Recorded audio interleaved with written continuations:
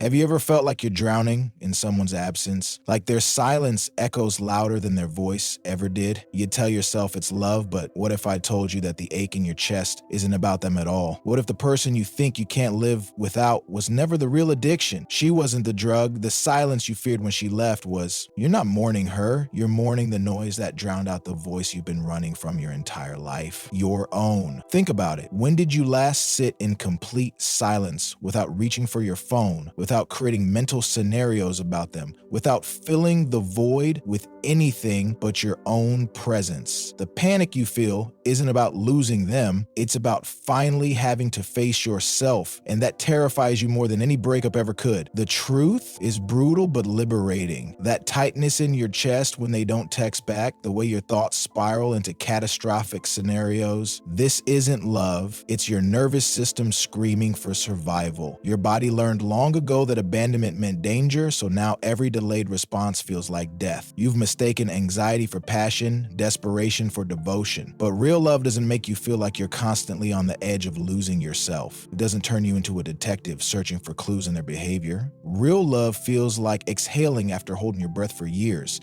It feels like safety, not like walking on eggshells. When someone truly loves you, you don't spend hours analyzing their tone, their timing, their hidden meanings. You don't need a PhD in their psychology to understand where you stand. This hypervigilance you call love is actually trauma dressed up in romantic clothes. You're addicted to the chaos, aren't you? The emotional roller coaster that makes you feel alive because stillness feels like death. The fights that end in passionate reconciliation, the uncertainty that keeps your heart racing, the drama that convinces you this must be real because it hurts so much. But chaos isn't connection, it's avoidance. You're using their unpredictability to avoid the predictable work of healing your own wounds. The intensity you crave is just your inner child begging for the attention it never received. That child learned that calm meant being ignored, that peace meant being forgotten. So now you mistake emotional turbulence for intimacy. You've confused being triggered with being alive. But here's the thing, your inner child deserves better than breadcrumbs of attention disguised as love. They deserve the full meal of genuine care, starting with the care you give yourself. The chaos addiction is really an attention addiction, and you've been getting your fix from all the wrong sources. Here's what Carl Jung understood that most people don't. The person who constantly makes you question your peace isn't your soulmate, they're your mirror. They're reflecting back every unhealed part of you that you've been too afraid to face. Their inconsistency mirrors your own relationship with yourself. Their inability to choose you mirrors how you've never truly chosen yourself. They're not your forever person,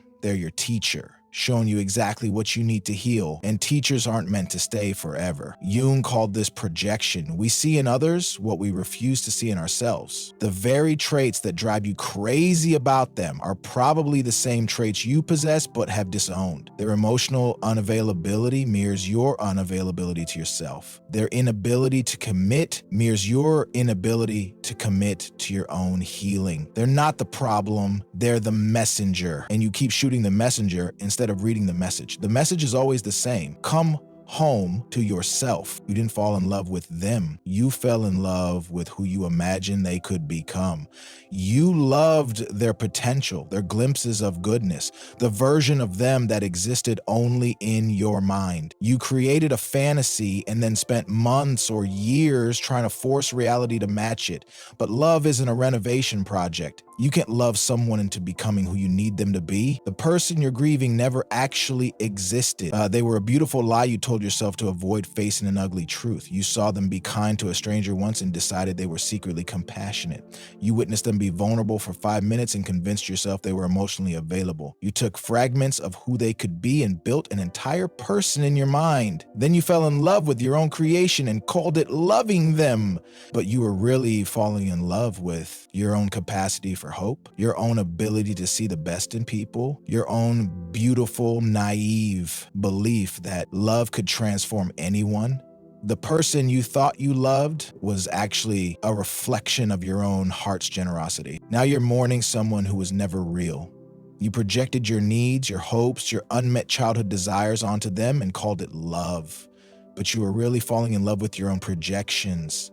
The kindness you saw in them was your own kindness looking back at you. The potential you believed in was your own potential that you'd never acknowledged. You're not heartbroken over losing them. You're heartbroken over losing the version of yourself you thought you could be with them. This is what makes the grief so confusing. How do you mourn someone who never existed? How do you let go of a relationship that was mostly in your head?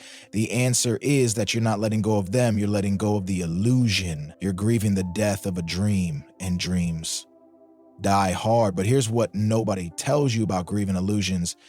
It's actually more painful than grieving reality because you're mourning not just what was, but what never was and never could be.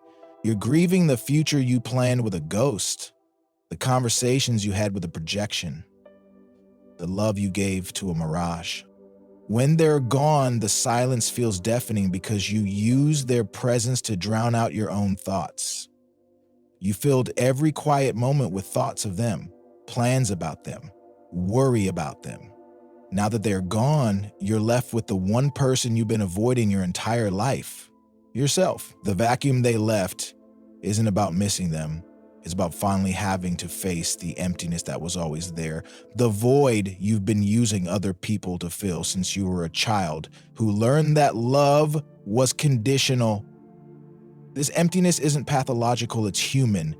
We all have it. The difference is that some people learn to sit with it, to explore it, to understand that it's not a hole to be filled, but a space to be honored. Others spend their entire lives running from it, using relationships, achievements, addictions, anything to avoid the terrifying possibility that they might have to be alone with themselves. But what if that emptiness isn't empty at all? What if it's full of all the parts of yourself you've never met? What if it's not a void, but a womb, waiting to birth the person you're meant to become? But here's what nobody tells you. This suffocating silence is where healing actually begins. In the discomfort of your own company, in the awkwardness of not knowing who you are without someone to worry about, in the terrifying freedom of having no one to blame for your unhappiness, this is where you meet yourself for the first time. The void isn't something to fill, it's something to explore. It's not a bug in your system, it's a feature. It's your soul making space for the person you're becoming. Jung understood that we must descend into darkness before we can ascend into light. This darkness isn't depression, it's incubation. Seeds don't grow in sunlight, they grow in the dark, underground, where no one can see the miracle happening. Your healing is happening in the darkness of this silence, in the fertile soil of your solitude. The discomfort you feel isn't a sign that something's wrong, it's a sign that something's finally right. You're finally facing the music instead of dancing around it. You're finally having the conversation with yourself that you've been postponing for years. There's a script playing in your head that you didn't write. It was written by every person who taught you that love meant suffering, that you had to earn affection, that your worth was determined by someone else's ability to see it. Your parents, your first heartbreak, society, movies, songs, they all contributed lines to this story you're living. But just because you inherited the script doesn't mean you have to keep performing it. You can put down the role of the person who begs for love and pick up the role of the person who gives it freely to themselves. This script tells you that you're not enough, that you need someone else to complete you, that being alone means being unloved. But these are lies disguised as truths, poison disguised as medicine.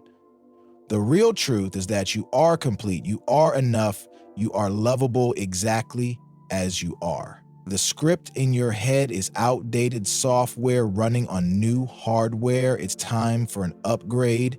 It's time to write your own story, one where you're the hero, not the victim, one where love is something you give yourself first, not something you beg for from others. Your nervous system is wired for survival, not self-worth. It learned to scan for threats, to people please, to make yourself small, to avoid abandonment. But what helped you survive childhood is sabotaging your adulthood. Every time you choose someone who can't choose you, you're choosing familiar pain over unfamiliar peace. You're choosing the devil you know over the angel you don't. But healing means upgrading your nervous system from survival mode to thriving mode. It means choosing boundaries over broken patterns, even when boundaries feel like betrayal. Your nervous system will resist this change because it's unfamiliar, because it feels dangerous to stop doing what kept you alive as a child, but you're not a child anymore. You don't need to make yourself small to be loved.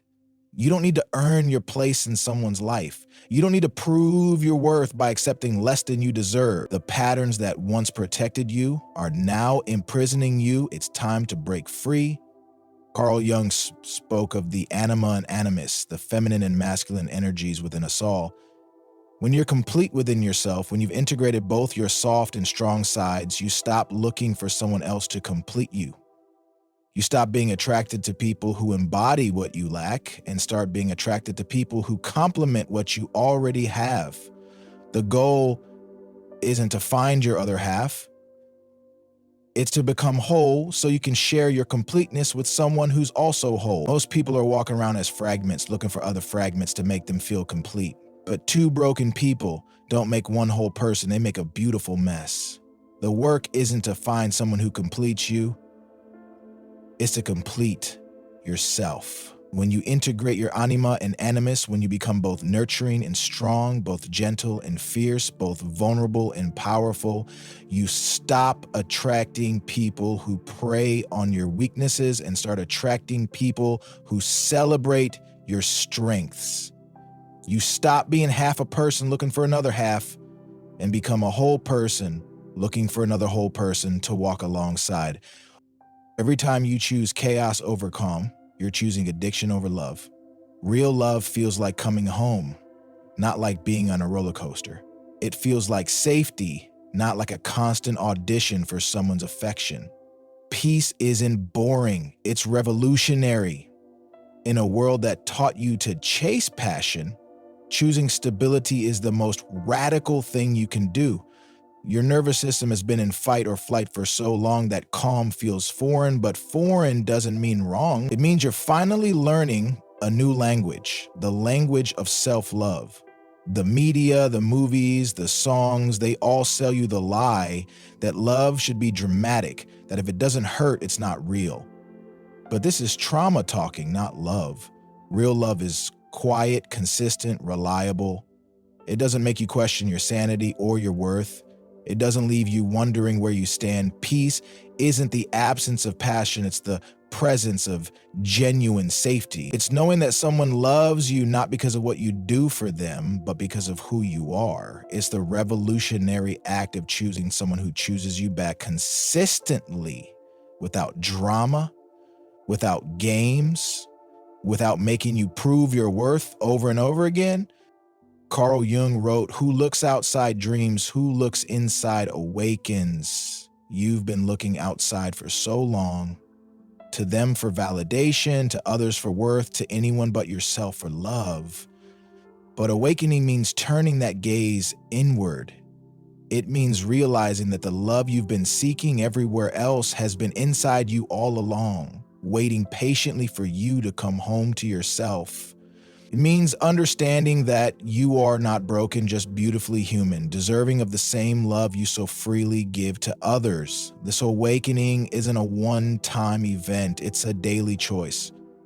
It's choosing to see yourself through the eyes of compassion instead of criticism. It's treating yourself with the same kindness you'd show a friend. It's recognizing that the voice in your head that tells you you're not enough is not your voice.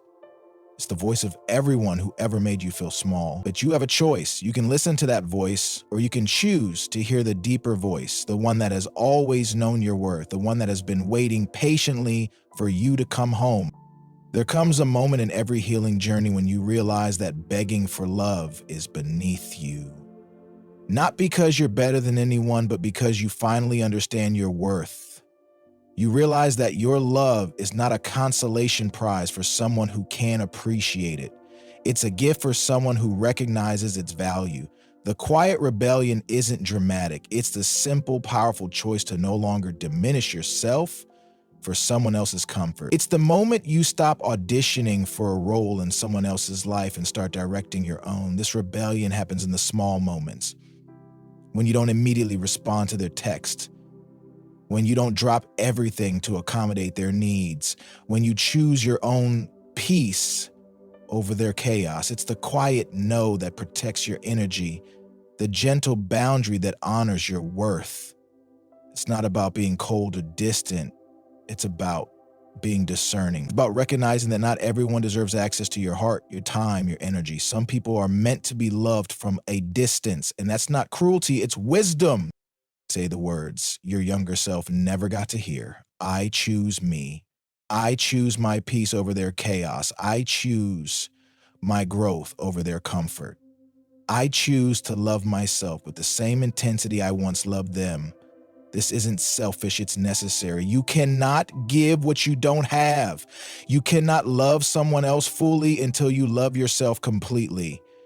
This is your vow, your promise, your sacred commitment to the person you're becoming. You are choosing yourself finally and completely.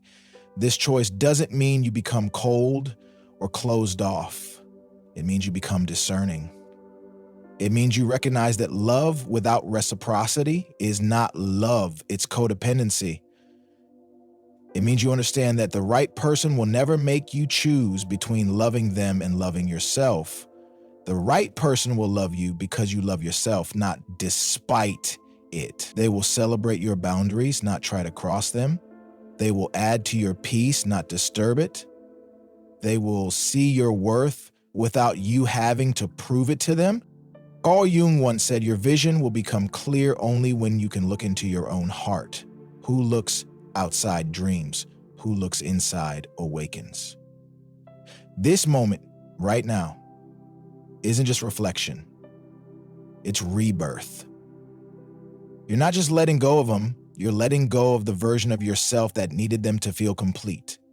You're being born into a new understanding of love, starting with the love you give yourself. The person looking back at you in the mirror is no longer a stranger. They're home. This is your awakening. This is your moment of choice. You can continue to live the old story, the one where you're not enough, where you need someone else to complete you, where love is something you have to earn. Or you can write a new story, one where you are the hero of your own life, where love is something you give yourself first, where your worth is not determined by someone else's inability to see it. The choice is yours. It always has been, but now finally you're awake enough to make it.